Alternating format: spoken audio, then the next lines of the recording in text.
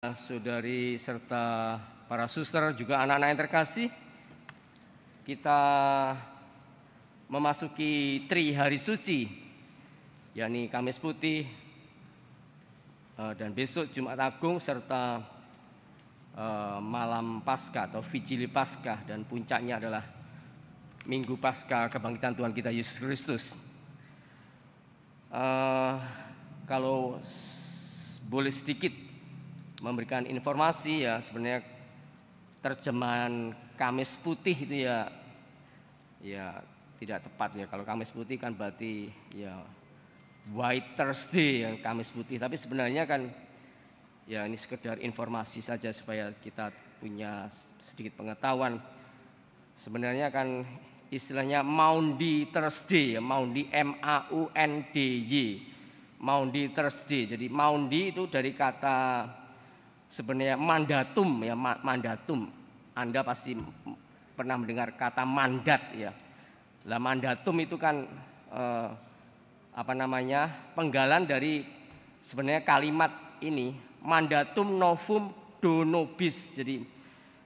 Jadi saya ya do ya, saya kan do dari kata dari, jadi do saya memberikan mandatum, mandatum perintah, novum baru ya, memberikan perintah baru kepadamu. Jadi mandatum novum do novobis ya. Tadi itu salah satu frase dalam Injil yang tadi kita dengarkan. Jadi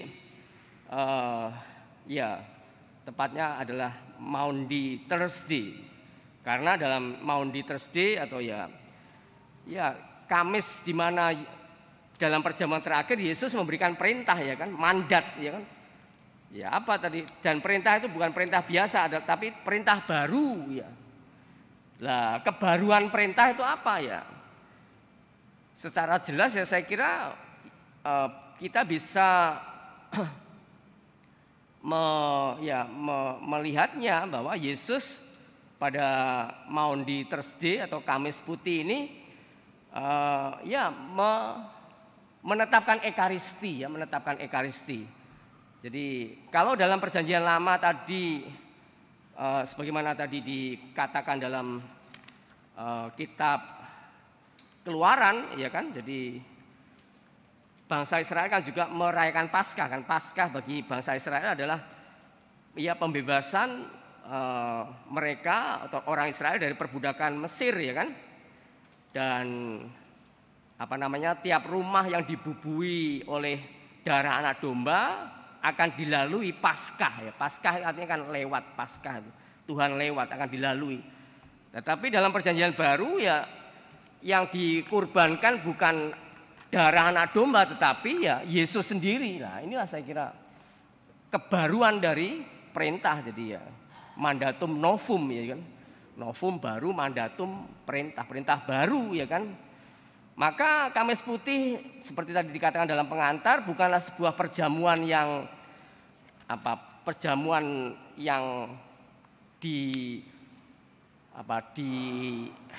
diwarnai oleh rasa duka atau keputusasaan, tapi perjamuan yang perjamuan sebagai tanda ya bahwa Yesus sungguh-sungguh mengasihi para muridnya sampai akhir lah itu kan.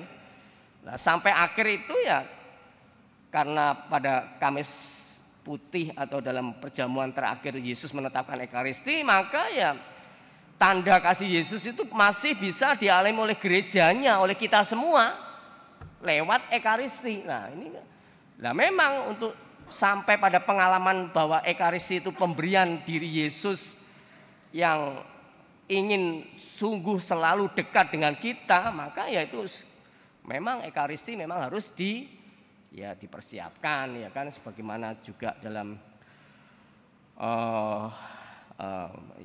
pada APP, pertemuan APP ya kita diajak untuk menyimak, membaca, merenungkan, sedikit berdiskusi mengenai artikel-artikel mengenai Ekaristi lah, supaya Ekaristi itu tidak hanya sesuatu yang sesuatu yang ritual saja yang kita rayakan lalu selesai, tidak ya kan, tapi semangat Ekaristi harus juga ya dikumandangkan, ya digemakan, diwujud nyatakan dalam keseharian. Dan saya kira inilah pokok utama, esensi dari Ekaristi, di mana pada Kamis Putih atau Maundy Thursday Yesus ya menetapkannya ya. Dan ini saya kira kebaruan dari perintah Yesus ya. Dan kebaruan perintah Yesus itu tidak hanya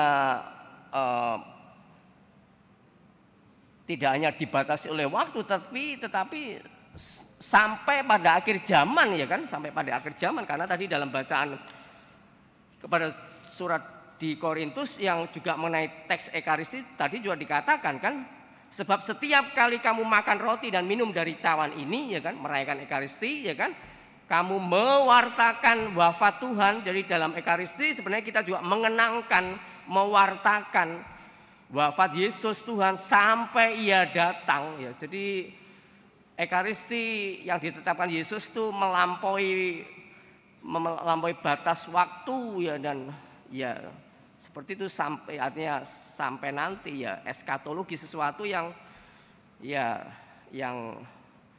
melingkupi kita ya, sebagai orang yang sungguh-sungguh dikasih Yesus. Nah, nanti setelah homili ini akan ada ritus pembasuhan kaki. Ini juga sekali lagi untuk menyatakan ya bahwa Yesus Tuhan dan Guru tadi telah memberikan teladan ya. Tadi secara jelas sekali ya dikatakan, aku telah memberikan suatu teladan kepadamu supaya kamu juga melakukan seperti yang telah aku lakukan kepadamu. Jadi saya kira cukup jelas lah ya dari bacaan-bacaan apa yang dikehendaki oleh Yesus. Walaupun kita tahu juga ya kan, tadi Yesus juga mengatakan bahwa ketika Petrus menolak, Tuhan jangan hanya kakiku saja yang dibasuh tapi juga tangan dan kepalaku ya kan. Ya ini menunjukkan Petrus kurang bisa memaknai simbol atau kata-kata ungkapan Yesus. Lalu Yesus mengatakan, siapa yang telah mandi ia tidak usah membasuh diri lagi selain membasuh kakinya, karena ia sudah bersih seluruhnya. Kamu pun sudah bersih, hanya tidak semua. Yesus ini mengatakan bahwa salah satu muridnya, yakni Yudas, pada akhirnya mengkhianatinya. Sebuah drama kehidupan yang sangat indah saya kira untuk kita renungkan ya, seperti itu. Maka Ibu Bapak dan Saudara kasih, mari kita sungguh bersyukur, kita bersembah sujud atas Allah yang seperti ini, Allah yang menempatkan diri sebagai guru, dan yang memang guru dan Tuhan, tetapi mau membasuh para muridnya, ya kan, sesuatu yang tidak umum pada saat itu.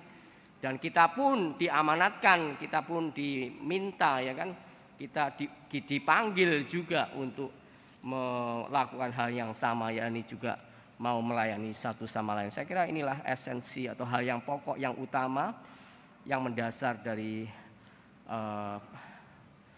peringatan Kamis Putih pada malam hari ini. Kita mohon Roh Kudus agar kita senantiasa dimampukan oleh Allah untuk meneladani sikap Yesus yang seperti itu.